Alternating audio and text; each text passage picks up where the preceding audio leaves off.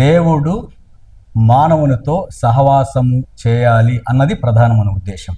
అందుకే ప్రథమ దంపతులైన లేక ప్రథమ ఆదిమానవులైన ఆదాము హవ్వలను దేవుడు సృష్టించిన తర్వాత ఏదైనా వనములో వారిని ఉంచి ప్రతిరోజు సాయంకాల సమయమున చల్లటి పూట వారిని పరామర్శించడానికి ఆయన వచ్చేవాడని ఆదికాండము 3వ అధ్యాయం. చల్లపూటను ఆదామును అతని భార్యయు తోటలో సంచరించుచున్న దేవుడైన యెహోవా స్వరము విని దేవుడైన యెహోవా ఎదుటికి రాకుండా తోట చెట్ల మధ్యను దాగుకొనగా దేవుడైన యెహోవా ఆదామును పిలిచి నీవు ఎక్కడ ఉన్నావు అనెను. ఈ వాక్య భాగాన్ని బట్టి మనం ఆలోచన చేస్తే ఏదైనా వనములో ఉన్న ఆదాము హవ్వల దగ్గరికి ప్రతిరోజు దేవుడు సాయంకాల సమయం వచ్చి వారు బాగోగులు కనుక్కొని వారిని పరామర్శించి వారితో కొద్ది సమయాన్ని గడిపి వెళ్ళేవాడు.